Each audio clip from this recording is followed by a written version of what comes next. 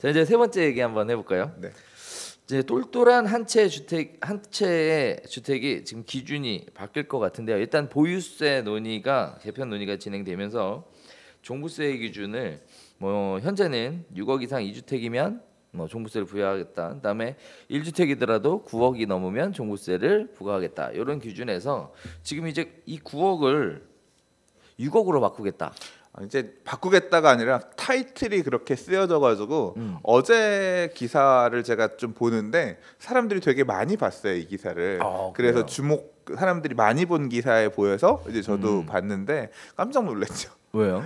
그 전에 보유세 기준을 네. 야, 지금 집값이 서울에 요새 계속 기사가 나왔던 게 서울의 네. 평균 아파트 아파트 중위 가격이 6억이다, 네네. 7억이다 이게 올라가면서 서울에 그냥 아파트도 6억 7억 시대가 왔네. 그렇죠. 이런 얘기가 오고 있었는데 고가 주택의 개념을 지금 고가 주택의 개념이 9억이었는데 그렇죠. 중위 가격 밑으로 내리겠다는 얘기잖아요. 그 얘기는 그러면 야 이거는 너무 아무리 정부가 세금에 눈이 멀어도 또는 아니면 정부가 부동산 가격을 잡기 위해서 뭐 생각을 한다고 하더라도 이거는 좀 너무 과한 거 아닌가 싶어서 네. 제목에 눈길이 가서 이제 글을 읽어봤는데요. 네네. 그러니까 그 뭐 얘기 안은 네. 논의해볼 안 중에 하나다. 네. 그러니까 지금의 9억을 그대로 유지할 거냐, 네. 아니면 9억의 기준을 12억 원으로 올릴 거냐, 네. 아니면 오히려 이게 보니까 이명박 대통령 시절에 네. 이제 그 완화를 했던 것 같아요. 그렇죠. 다시 그래서 강화를 하겠다라고 하는 기준, 과거로 회귀할 거냐라고 해서 뭐 그거를 6억으로 낮출까 뭐 정도. 이게 사실 이제 전 개인적으로 기자들이 말만 드러내기 내용이 아닌가. 실제로 협의하고 네. 있는 뭐 조세특인가에서 이제 왜 그러냐면은 하고 있는 부분인 것 같아요. 왜 그러냐면 이게 네. 이제 가격이 말로 올라가고 부동산 가격이 뭐 활성화도 좀 시키고 뭐 여러 가지 이유들 때문에 있었는데 아시다시피 종합부동산세라는 것 자체가 재산세 이외에 네. 추가로 받는 거잖아요. 그렇죠. 그렇죠?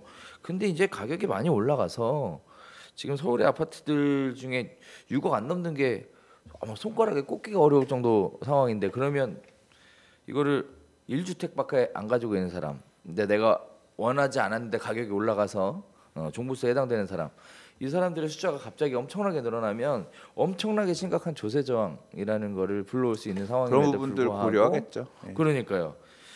그러면은 지금도 사실 네. 한 사람이 2채 이상 갖고 있잖아요. 네네. 그럼 6억 초과분에 대해서 종부세 내요. 그렇죠. 지금도. 예. 네네. 근데 이제 한 사람이 1주택만 갖고 있는 경우는 9억 초과분에 대해서만 내거든요. 네. 이제 그 차이가 있는 거고 사실 이게 이제 그 고가 주택을 어디까지 볼 거냐에 대한 개념인 건데 뭐 이제 고가 주택을 6억으로 낮추겠다라고 하면 사실 그 개념 자체는 네. 안 맞는 얘기 같고요. 그렇죠. 예. 사실 이 고가 주택의 개념이라고 하는 게 옛날에는 5억이었대요. 5억이다가 6억이다가 9억을 된 건데 이렇게 뭐 지금 강남에 30평대 아파트 한 채에 뭐 20억 시대가 왔고 강북에 뭐 지금 마포레미안 푸르주 아파트가 13억 9천 실거래가가 찍혔어요. 네. 이제 이렇게 고가 주택 물론 이제 그 아파트가 뭐 10몇 억이 넘어간 게 고가 주택이냐 고가 주택일 수 있겠지만 기준 자체를 조금 집값이 그렇게 올라가면 고가 주택으로 봐야 되는 기준은 어떻게 보면 상대적인 기준인 거니까 저는 올려야 된다고 생각해요.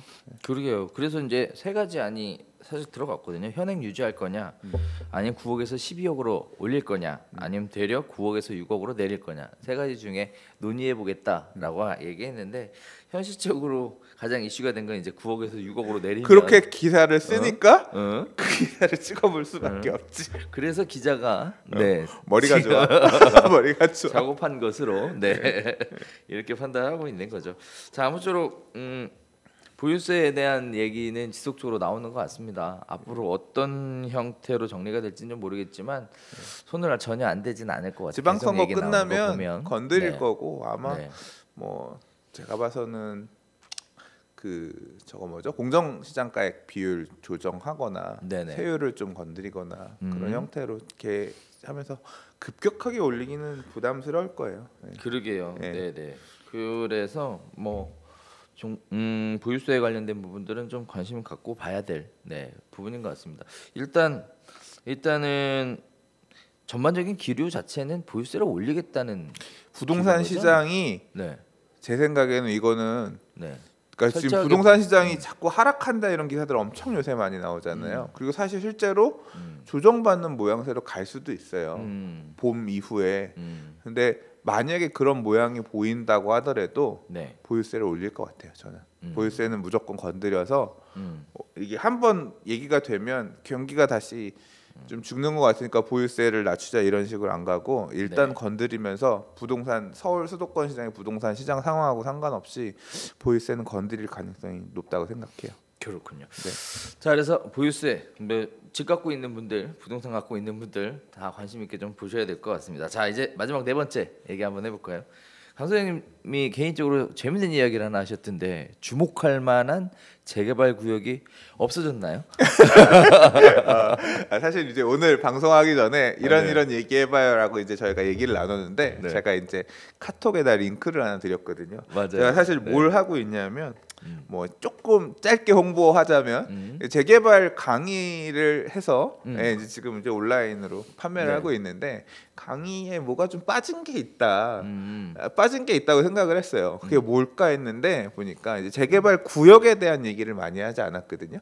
그래서 서울 수도권에 좀 챙겨볼 만한 재개발 구역들을 좀 정리한 이게 근데 시간이 걸리는 작업이기 때문에 정리를 좀 해봐야겠다 싶어서 지난주부터 마음을 먹고 이제 작업을 하려고 보고 있어요. 그래서 네네. 구별로 네. 대략 한 5개 권역 정도를 나누고 그래서 북서권, 남서권, 중부권, 북동권, 그다음에 이제 기타 지역. 남동은 없어요. 네네. 송파구밖에 재개발구요. 강남구, 서초구는 없고, 없지. 송파구는 딱 거기밖에 없기 때문에 강동구도 재개발구역이 별로 없고 그래서 한 5개 권역 정도 나눠서 한 30개 정도만 추려봐야지 이런 생각으로 시작을 했는데 그래서 어제 마포구를 처음 딱 본 거예요. 네.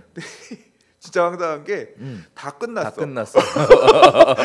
지금 분양 공사 지금 아현뉴타운에서 재개발 앞으로 할 때를 찾아보니까 없어요. 이미 해제된 염리 4구역, 5구역 정도에다가 염리 3구역 분양하면서 끝났고 아현 2구역은 재건축이니까 거기도 사실 일반 분양이 몇 개 없어서 끝났고 그럼 마포구에 다른 재개발 구역 없나 싶어서 봤더니 다 끝났어요. 용강 그 일일이 하나하나 다 끝난 것들 엑스표 쳐가면서 보니까 다 끝난 거예요. 그래서 야 마포구는 이제 재개발 구역이 없네. 깜짝 놀란 거예요. 새로 지정 안 하고 있거든요. 그렇죠, 못하죠 이제. 네. 재건축 구역만 일부 몇 개 남아 있는 상태예요.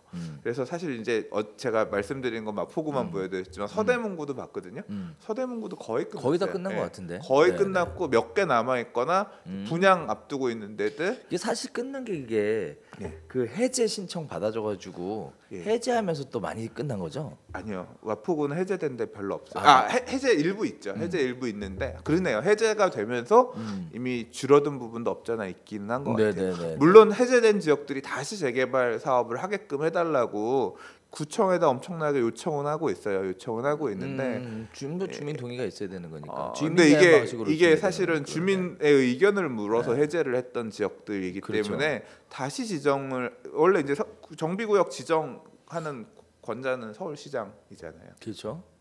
사실 서울시의 의지가 중요한데 서울시 또는 이번 정부의 공식적인 정비 사업의 스탠스는 도시 재생 뉴딜 사업이고 그렇죠. 재개발 재건축과 같은 전면 철거 방식의 사업은 지양한다. 지양하는 거잖아요. 원하지 않는 거잖아요. 지금도 계속 개발구역 해제들은 되고 있거든요. 재개발구역들은.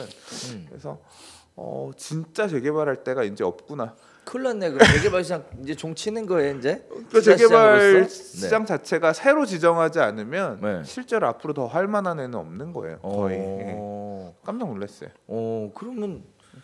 그러면 어떻게 해요? 투자를 좀 해야 되는데 소액 투자 갈 데가 없네. 확실하게 개발 호재 갖고 뭐 있으면서. 투자 그런 거 아닌가요? 투자 측면에서 저는 그냥 이 도시의 정비 사업의 흐름 측면에서 볼 때 네. 이제 재개발 구역이 정말 많이 남지 않았구나라는 게 확 와닿아서 물론 지방 시장은 다를 거예요. 지방 시장은 다른데 서울 같은 경우는 이렇게 지금 그래서 구별로 좀 정리를 할 건데 이제 은평구 보고 뭐 종로구 계속 보겠죠. 보면서 네. 좀 도시 정비 사업의 흐름들 좀 정리. 저도 어제 사실 은평구 쪽 갔다 왔는데 네. 해제 많이 됐더라고요. 해제 많이. 네, 저 깜짝 놀랐어요. 네.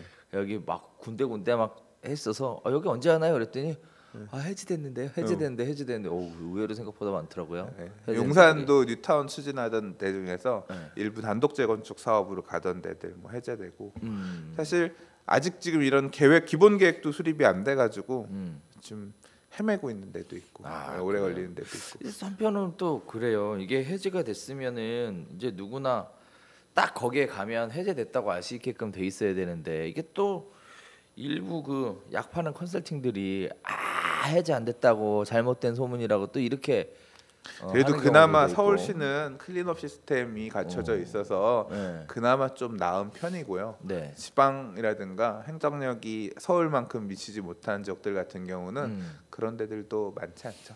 네. 그 예전에 그 주거정비과에서 네. 이렇게 전체 서울시 재개발 구역, 재건축 구역 이렇게 엑셀로 만들어서 배포하던 자료 요새도 나오나요? 요새는 아마 그 제가 보니까 그런 것 같아요. 네. 그 담당자들이 사라지고 부서가 보통 부서가 다 없어지면서 네네. 원래 한 10여 년 전에 2010년 11년까지는 서울시 균형 발전 무슨 맞아요, 반 이렇게 맞아요, 있어가지고 맞아요. 거기서 이제 그런 네. 것들 하고 그랬었는데 네. 큰 패러다임이 도시 재생으로 가면서 그런 업무 하시던 분들이 재생 이런 거에 저 얼마 전에 이제 제가 주거정비과 전화해서 서울시 네. 조례 물어보고 하시던 분 중에 네네네. 있어요. 네. 그분을 만났어요. 네. 뭐해서 만나면 용산 전자상가에서 도시재생 뭐 이거 하는 걸로 와 계시더라고요. 네. 그러니까 아예 그런 업무 하는 사람들이 다 다른 쪽에서 하고 있기 때문에 그래서 음. 재개발 쪽 관련된 어떤 이거는 별로 없는 것 같아요. 그래도 뭐 있긴 있을 거 아니에요. 그 클린업 시스템 관리하는 것도 하셔야 될 거고. 클린업 시스템은 사실 관리라고 할 게 없죠. 왜냐하면 만들어 놓으면 처음에 만들어 그런 거 정도만 기본적인 것만 되면 알아서들 올리고 그래도 각 사업이 조합에서 진행이 올리고 돼서 하는 거니까. 단계가 넘어가면 조합 올리면 수정해야 그건 시스템을 만들어 놓은 거니까 네. 아마 그 관리자들 그러니까 그 조합 뭐 임원들이나 이런 사람들이 아마 자료는 업데이트 할 겁니다. 그래요. 그렇군요. 그렇군요.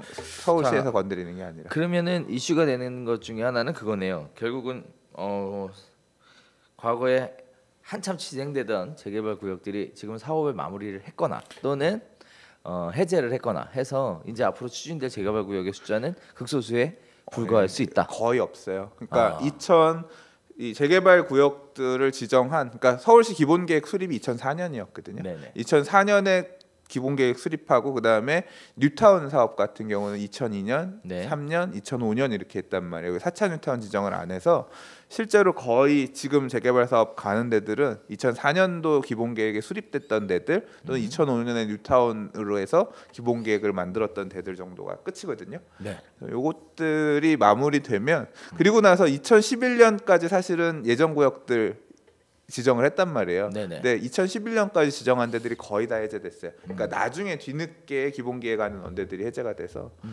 이제 그러고서 지금 7, 8년이 흘렀잖아요. 그렇죠. 더 안 했기 그렇죠. 때문에 이제 재개발이라고 하는 말도 근데 곧 역사의 역사의 뒤안길로 지방에는 있겠지만 서울에서는 좀 사라지지 않을까. 거의 그런 생각이 드네요. 우리도 이제 또 앞으로 지정하면 어떨지 모르겠지만 일단은 지정을 했으면 사실 벌써 작년인가 했어야 되는 걸로 알고 있는데 뭐 이것저것 도시재생 뉴딜 사업 쪽으로 방향을 선회를 하면서 많은 내용들이 지금 달라지고 있는 것 같긴 합니다. 반면에 그거 안 하고 그거 했잖아요. 그거 뭐 도시재생 관련해서 뭐 발표했잖아요. 서울시 주거 환경 뭐 그거 발표했잖아요. 뭐 말하는지 모르겠어요. 그래요?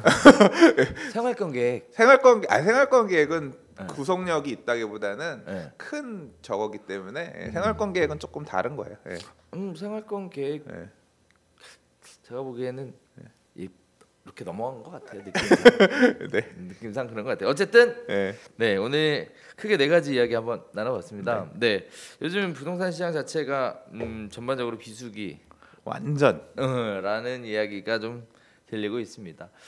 전통적으로 시기적으로도 비수기인데 이 비수기 이후에 또 어떻게 향방이 움직이게 될지 기초가 좀 주목되는 부분입니다. 어쨌든 오늘 이야기는 여기서 인사드리도록 하겠고요. 저희는 다음 주에 또 다시 찾아뵙도록 하겠습니다. 자 함께해 주셔서 감사하고요. 이거 한번 할까요? 네 하나 둘 좋아요와 구독하기는 사랑입니다. 감사합니다.